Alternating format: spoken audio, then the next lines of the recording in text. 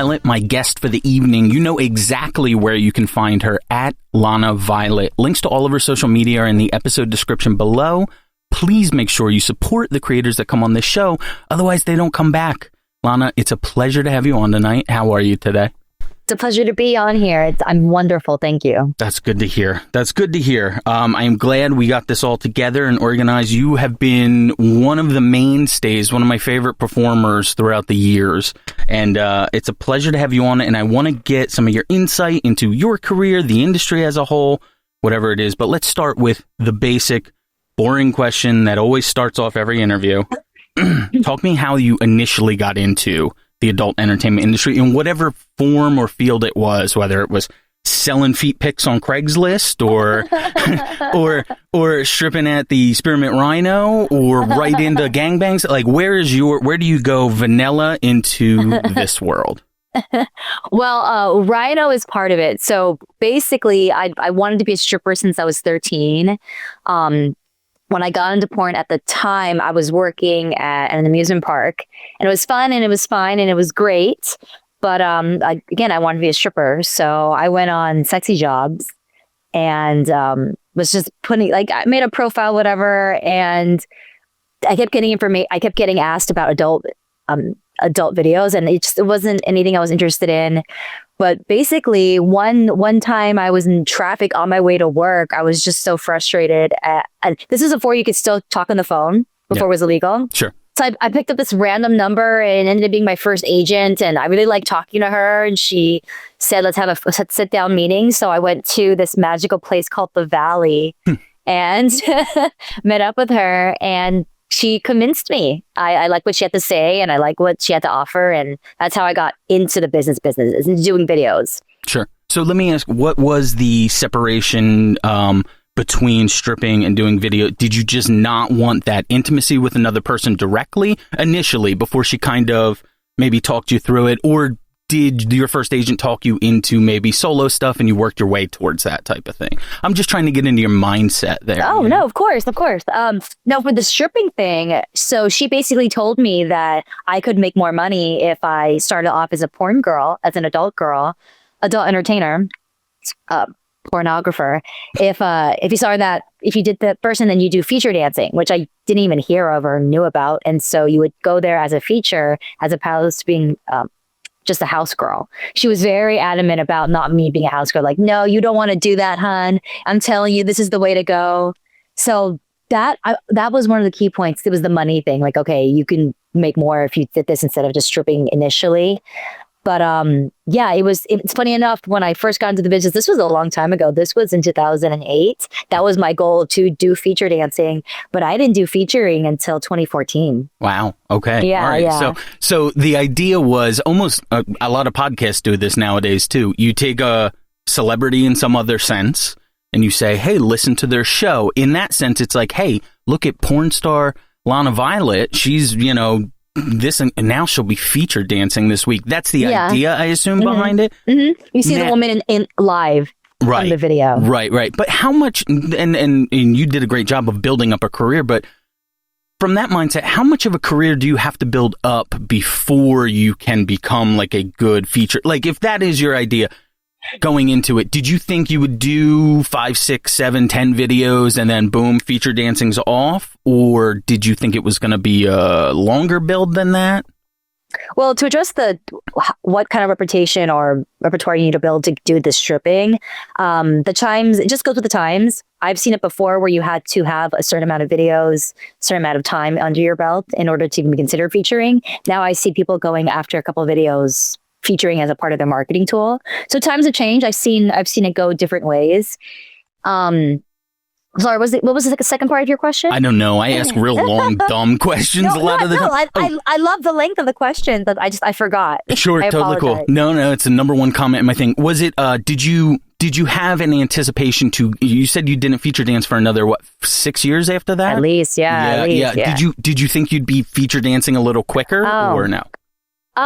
No, I got into the business and it was just right off the gate, go. For little side note, for me, porn was Jenna Jameson. I had no idea, like big titty blonde, which is not me. So I had no idea there was Asian, petite, spinner, young. Like I blew my mind. So I just kind of was in a whirlwind of shooting videos. I was just shooting porn. And the featuring, there was a period where I was shooting a lot of porn for a while, and then I kind of wanted to stop. I wanted to take a break, and I just wanted to be more inconspicuous, but still in the adult business. So I wanted to do stripping as a house girl. Okay. So I started doing that. So I didn't do it as a feature because I didn't want it to be associated with that. And then later on in life, I was like, you know what? I want to use Lana Violet, and I want to dance as her. So I use that as my feature. So that's kind of my journey with that. I gotcha. Well, let me ask. So when you wanted to step away from, did I get that right? You wanted at one point to step away from the mainstream somewhat a little bit, right? Was that just burnout? Were you tired of the publicity of it? And hey, I can make a lot of money here as long as these doors are closed in this strip club somewhere? Or you just take time off? Like, did you just need time off? A little bit of everything. Mainly a burnout. I got hurt. I got injured, which was pretty serious, and it was unfortunate. But it is what it is. Like that is life. So I was physically forced to kind of stop to take those breaks. And then from there, I still wanted to. Well, that's how I discovered other iterations of adult entertainment. Stripping, camming, all these things you could do that doesn't necessarily have to involve other talents. Right. So, right. It was just a bit of everything. And you already have the brand, so you can take that brand over to camming or stripping at that point, 5, 6, 7 years in, whatever it was. Mm-hmm. Could I ask you, when you went and you met this first female agent, it was a female, I believe, right? You said her in there? Okay. Was it immediately into boy-girl shoots? Was it working your way in slowly? Or like what was the convincing, other than the money, what was the convincing? Because you could offer me $10 trillion if, for whatever, to be in the middle of a giant gangbang. And I would probably go, that's a lot of money, but I'm worried about being torn up and everything. So maybe I won't. What convinced you finally? Was it just the money, or was it like you finally grew comfortable in front of the camera? Variables apply. Okay. It was so she gave me a list of things that I do, like I'm willing to do. So I basically just checked everything that I've done in my personal life: hand job, blow job, boy girl. I did a boy girl. I've never done a boy girl. So pretty much I checked everything. I did, because I'd done anal before, so I checked anal. So she basically was all for everything but anal. She said, no, we're going to save anal for later on in your career, whatever. But I pretty much did everything off the bat. Like my first scene was with BBC with, my first boy-girl scene was with a BBC, Jack Napier. Okay. Yeah. So I pretty much just went, shh. The only thing I haven't done in the business is a double penetration.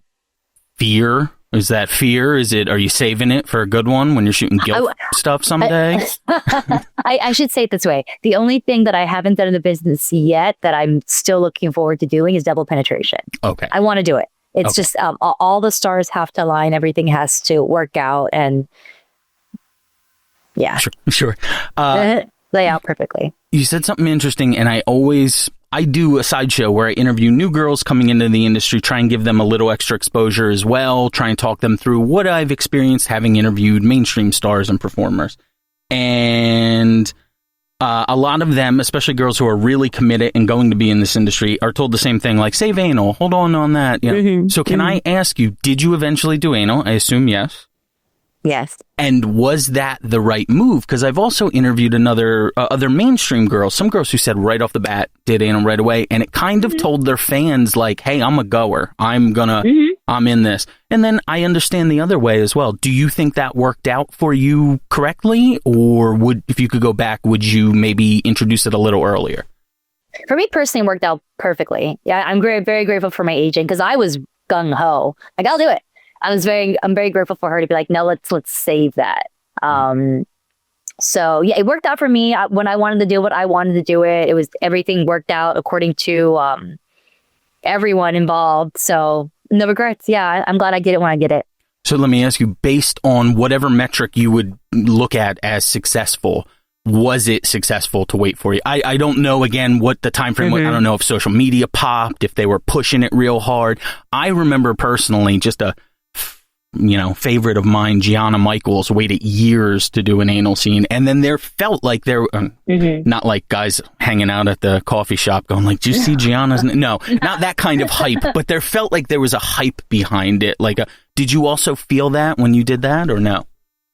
In a sense, yes. I wouldn't say it was like super, super huge. It was kind of when I was still getting back into the business after I took my longer break. In a nutshell, yes, I wouldn't be as dramatic as like, oh my God, it was like everybody was waiting and saving it for me. But it was a good experience to have. And I felt like the next step with what I wanted to do in the adult business. Okay. So I did the stripping, camming. Okay, I want to get back in the business in terms of shooting again. Am I ready to do anal? I think I'm ready to do anal. I think I'm ready to go into that. Okay. Yeah. Okay, cool. Totally off topic, but similar.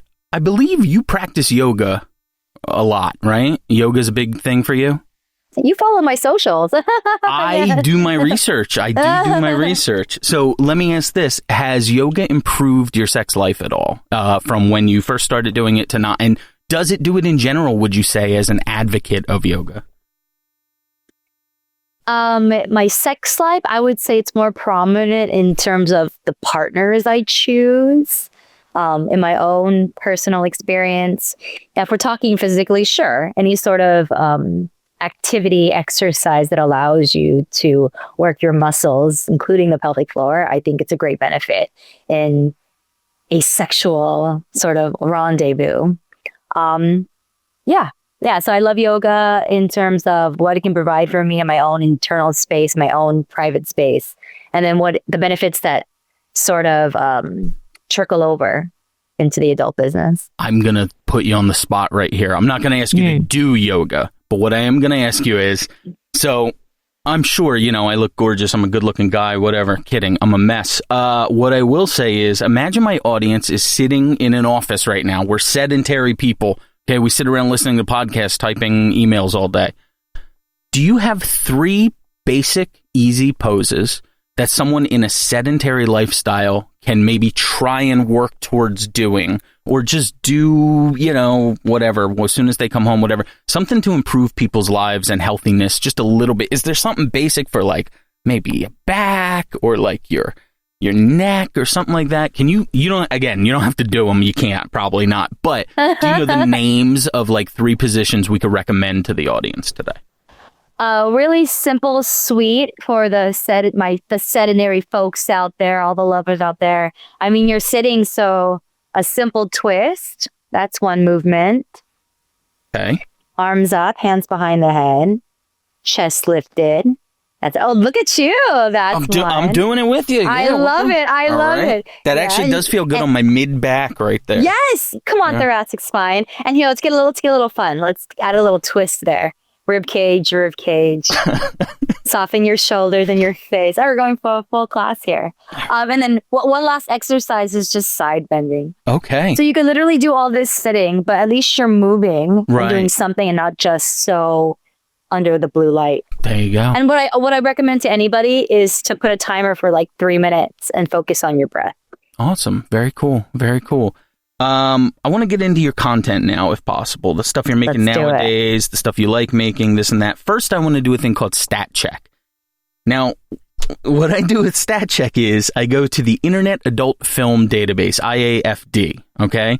And these numbers are entirely wrong. They don't include OF stuff. They don't include, collaborations or anything else. Yeah, well, who's collecting this data? Like, what is this site? It's like mainstream stuff, but not quite. So look, I'm just going to give you these numbers, and it's a good baseline metric because we'll use this same flawed system the next time I have you on a year from now, and we'll go, oh my God, Lana, you've done so many more things, and blah. Or maybe it's like, oh, you got out of the industry because you're so rich on your yoga gig, and blah, blah, something like that. Who knows? We shall see in a year. You never know. So, Stat Check, I have for you 316 scenes you have shot, female performers you have worked with, 65, male performers you have worked with, 117, 1 AVN nomination, no wins yet, I don't believe, correct? I didn't even know I got nominated. Okay. It did. 2010, it was with maybe Rebecca Linares. Oh, yes, the threesome. There you go. I remember her. Yeah, I know Lana's career better than she does at this point. Well, let me ask you that, Ridic. So I was. Really? It's tough because I'm about a year younger than you, right? So when I was getting into this as a guy, my testosterone's pumping. I'm 18 years old, definitely not 15.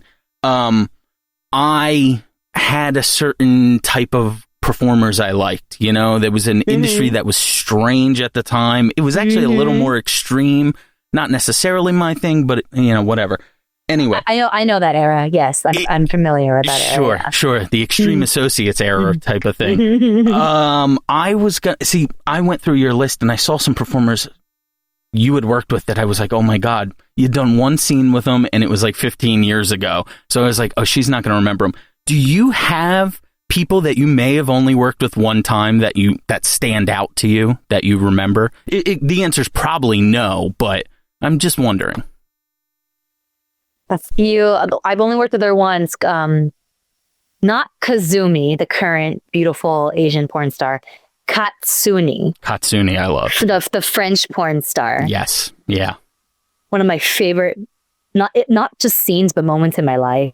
Like, she's so beautiful and ethereal and epic. And I followed her then. I follow her now, what she's doing now. So she comes to mind right away. And I've worked with her once. There have been other people that come to mind that I enjoyed working with, but I've worked with them a couple times. Sure. So, okay. Yeah. Just wondering. So you mentioned Katsuni, who I love. French, and is she half French, half Japanese, Chinese? Oh, don't quote me. I'm a white guy. I'm not allowed to say that. Yeah. You can say that more than I can. Okay. No. Oh my God. Let's look it up. She's not a real fan. I'm like, wait a minute. French and something. I'm pulling it up right now. Let's say. Yeah. Let's say Vietnamese. Well, I wasn't.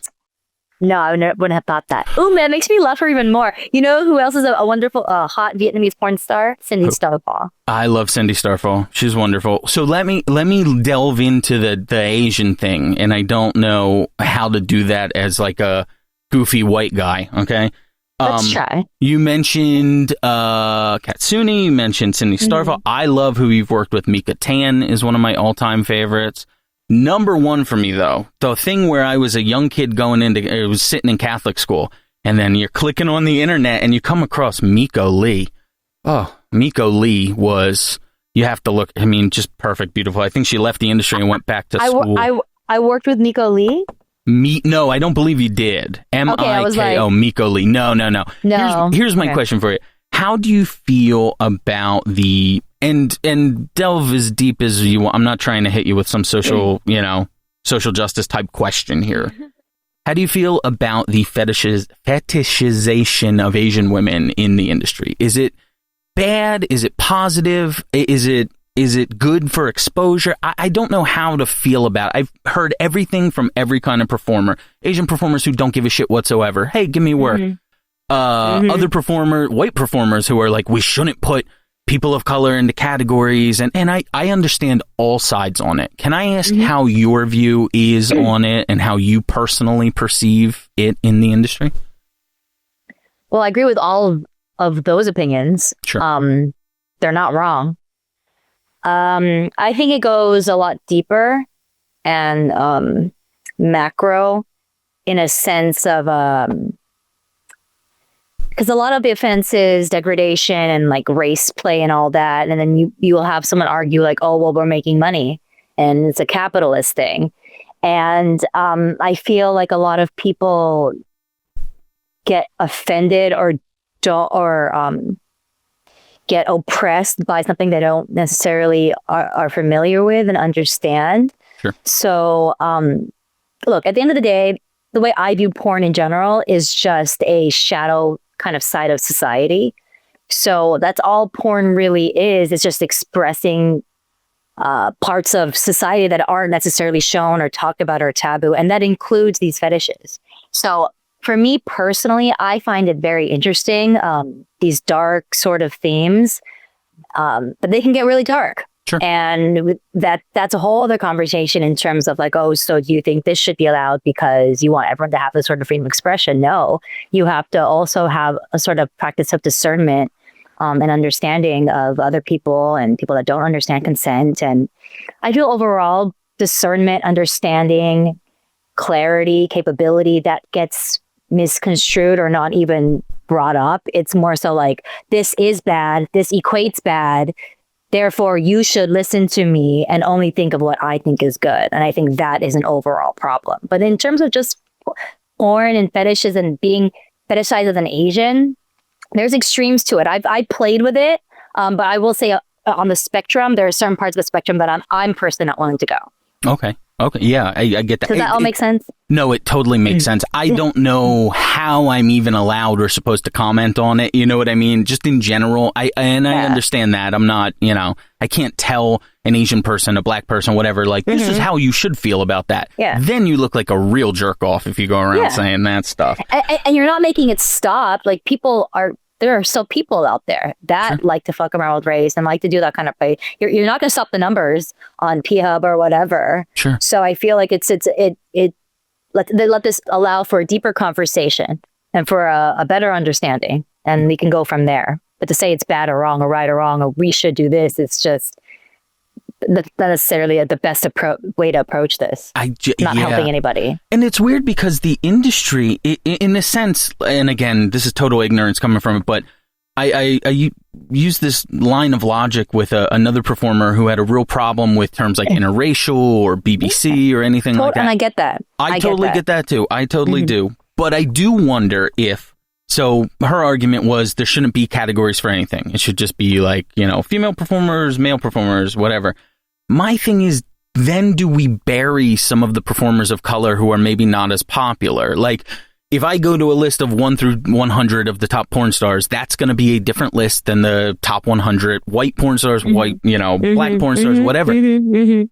My only thing is, I have no problem if you want to adjust things to make people feel better about things, but don't hurt performers in the process. Don't take them out of the equation because you've lessened the algorithm type thing. I don't know. That's kind of how I feel. No, that's how I see it too. It's like, look, this is all a game. Oh, you could say like we shouldn't have this, or like even the whole term boy girl. I get that. It's the whole like youthful aspect. I understand that conversation and I get it. I guess devil's advocate or another side of this, it's like you have to also understand the game that you're playing. Would I love a society where race wasn't such an issue, or like the step thing or whatever, like the playing of youth and age gap? Sure, but that's not a utopian society. We are dealt with what we're dealing with. So like you said, for other performers that may not have a certain push in the algorithm or whatever, you have to be resourceful and you have to maneuver. So I feel like it's just about playing the game with what you've got and not necessarily looking for sort of, I don't want to say like right or wrong, because that gets a tricky conversation, but just like, again, understanding, okay, this is the game that I'm playing with. I don't necessarily agree with all the that's in it, but I'm going to make my way to make the most out of it. Right. Yeah, I think that's a bit. My thought on it is I always say, I don't care what you do behind closed doors as long as there's no dogs or kids involved. It doesn't bother me. I've spoken to black performers, male performers who are like, race play, I don't give it. Whatever they want to do, go for it, And then I've spoken to black females who are like, even try and bring a word up that's not good around.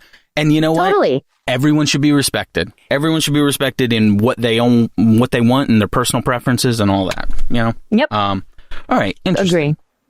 You've been in the industry. Your chart said 2007. You're saying 2008. 2008 officially. Okay. That chart probably says that I'm from Orange County too. It says you're from Orange County. 88. 88, June 29, 1988. I am 37. Yeah, that's accurate. You look damn good. Okay. All right. So you've been in the industry since 2008. Would Correct. You say you have a defining scene? Is there something you can lean back on and be like, you want to see what I do? Check that out. Maybe not. That's coming from different perspectives, like defining from what I consider defining. And then I also think of defining as what I get most known for and approached about. So that one is my newer massages. I always get a lot of that. And lately, because I started pivoting in terms of quote unquote brand or my image in 2015, 16, I'm more dominatrix. So I get requested a lot more fetish BDSM stuff. But overall, I guess since my career in 2008, I would say for me, my gangbang for Naughty America. Okay. All right. That's your defining scene. Okay. All right. Makes sense. It's funny. You jumped me by 2 questions there. I was just about to dig into the Dom stuff. No, you're good. So when you said it was around 15 when you transitioned into Dom stuff? When I started to do more of it, I did my training, I like to call it. And then from there, truly pivoted into Dom fetish. Okay. Yeah. All right. Was there a reason behind that? You had just decided one. Let me ask, were you submissive prior to that? Did you feel submissive? Okay. I got into the fetish BDSM world through porn in a way. I got hired to do I was hired to do a lot of submissive stuff. But also through porn, I got hired to do a dominatrix scene. Shout out to Glenn Keane. He's the one who first introduced me. I was scared. I was nervous. I had no idea what I was doing. This is not my cup of tea. I was just strictly submissive. But moving forward, 2015-ish, long story short, I met this director. He basically told me that blonde Asians do really well on his site. Still didn't want to do it. I was like, team sub. But he mentioned money. We talked money, started to convince me. And he also said that he would pay for my hair to get done. Oh, okay. So that was my blonde era. So, did that. And he taught me, he trained me. He was a Dom sub switch and I learned a lot from him. Okay. And so it was me really just more so I was just curious. I wanted to see where it would lead. And that curiosity led me into a deeper and bigger hole. Like I would have never thought 10 years ago I would have been a dominatrix ever. And let me ask, do you prefer being submissive? And you don't have to answer if you don't want to. In your personal life, do you prefer to still be more submissive or now do you switch a little bit? It depends on my partner. Sure. Okay. It all depends on my partner. Okay. Any in real life stuff or just on camera type doming? Depends on my partner, but yes, I do. Gotcha. Okay. I do enjoy it in my personal life and in my professional life. Okay. Well, let me ask you this then. Whether it's someone messages you requesting a custom or something, or you've seen it in real life, what's the most violent thing a client has ever requested of you? Maybe not towards you, obviously not towards you, towards them. Like, has there been something where you've been like, oh, I don't think that's illegal in most, or I don't think that's legal in most states. Like, I don't think I'm allowed to do that without a lawyer. It's certainly not allowed to be said on YouTube's terms and conditions. So. Okay. All right. But I have had extreme stuff. But I mean, at this point, it's 2025. As of this recording, I've done so many extreme stuff that my extreme now barometer is pretty low. Your bar's been raised for what's extreme. Sure. All right, this is an odd one, and I love that you talk with your hands like I do, coming at the screen. I love that, by the way, and it's so funny because I've been watching you do it. You're like framing your face perfectly as you do it. I'm like, this girl's a pro, man. A lot of, again, I told you earlier, I interview new girls coming into the industry as well, and the one thing I'm starting to notice is a lot of them right away try and hit the femdom, findom thing. Okay. And it seems like, there's a perception that that's a little bit easier or a little bit less of a full commit. And I understand nudity-wise why it would be a little less of a full commit. Can you tell me why that's not at all true? Why it's not just you walking in and beating the shit out of a guy any way you choose and then leaving and whatever? Like, doming is not, or what is it? Femdom. Sorry, there's so many of them. Female domination. Right. It doesn't seem as easy as that. Maybe it is. Tell me I'm wrong. Well, if you're not, the whole idea of dressing up in latex and beating up a guy, it's not wrong. Can you get away with it? Sure. I've know women, girls that have done it and get paid and have on with their day. Now, if we're talking about sustainability, safety, then that's not it. Like, it's it's going to depend on who you talk to as a dominatrix. But for me, the way I see female domination is it's a lot more psychology than it is physical. Sure. The physical is just kind of more, it's the play that's kind of the add-on. But I like to create a sort of vulnerability and intimacy with, especially like my in-person sessions, in-person dealings, than most people really truly understand. So on one end, I understand like, oh, they think it's easy money because I'm not having to have sex and I just talk and beat people down. And it could be, but I don't see that as being the sustainable true essence of what a female domination kind of concept is. Sure. I think, again, from an outside perspective, and it's not necessarily my thing, I have no problem with it, we already said that, but it's I see it, and I see girls that come in, and it's almost like, I think you need to build a little more, in this industry before you jump right. I mean, these are girls with like 30 followers who are like, come on, and if they could pull it off, they can pull it off. But I've seen a lot that happen. That's where I'm at. Like, look, I believe in the capabilities of human beings and ingenuity. Now, will I love to see it? Sure. But I'm not going to sit here and be like, oh, yeah, you're definitely going to make X amount of money per month if you just tell guys that they're pieces of shit and put your middle finger up in the camera. Like, I can't agree to that. I'm sorry. That's not how I do my business. That's not how I see femdom. So no. But those people are allowed to be on the internet. You're more than welcome to. You're more than welcome to. I have a one time I had Cubby Thompson on, who's one of the most gorgeous women in the world, and I asked her about what it's like selling her calendar. So I have a ridiculous question for you. One of the most gorgeous women in the world, Lana Violet here. Do you have to have insurance when doing dom stuff, like personal insurance at all? What happens if you really were to hurt a dude? Is the set insured? These are great questions. So I've worked with people that have owned studios, and that's something they definitely have to look into it. Studios, dungeons. For my, and again, it's kind of like a 1099. Everybody's different.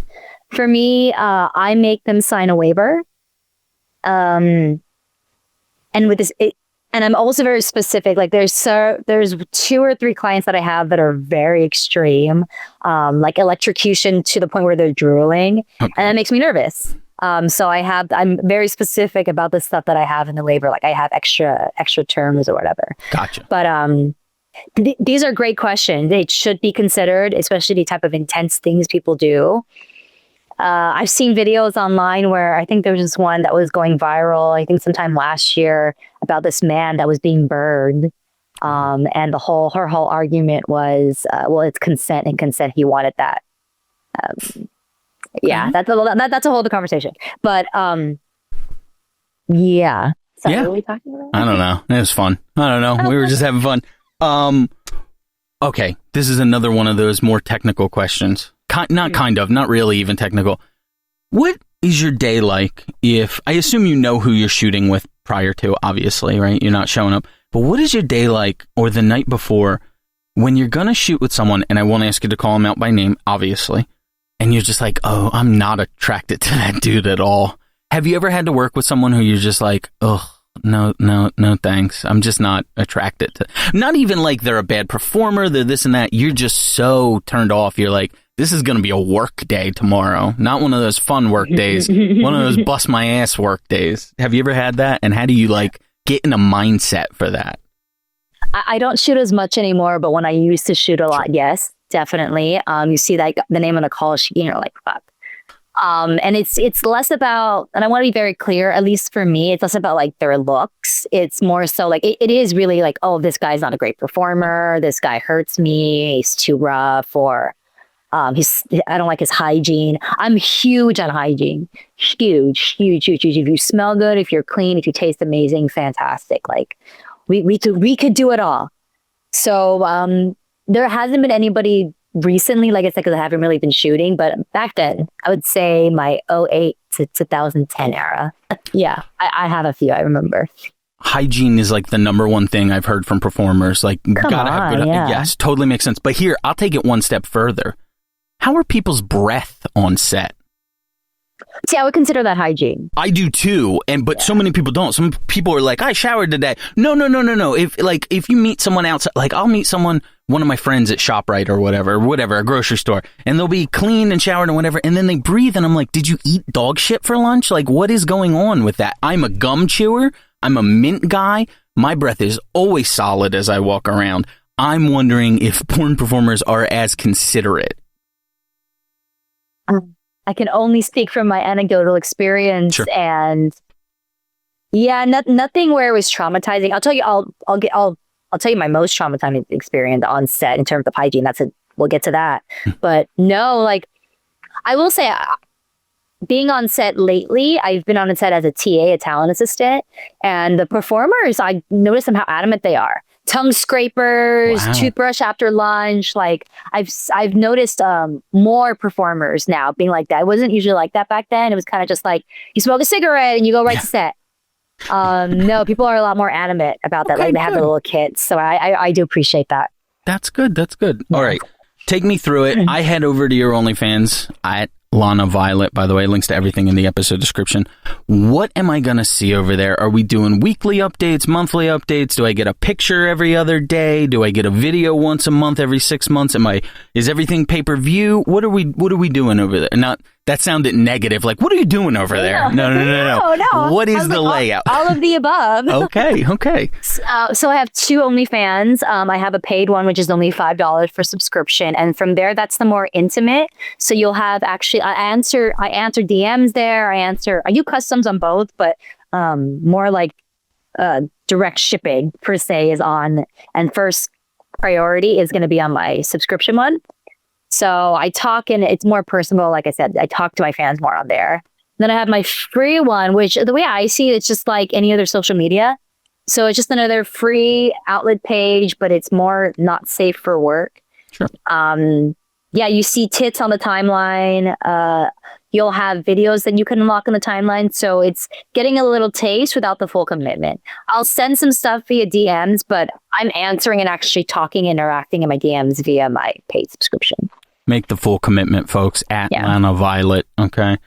All right. Let me get in the third section of this where I like to see where we're going, where we're moving, where we're progressing. First, let me start with this, though, because you are coming up on your, I don't know what to call it yet. Is there a porn term for it? A half-life anniversary.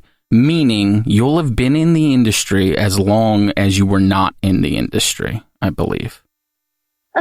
Okay, so I'm calling it your half-life or your half-porn life anniversary, whatever it is, okay?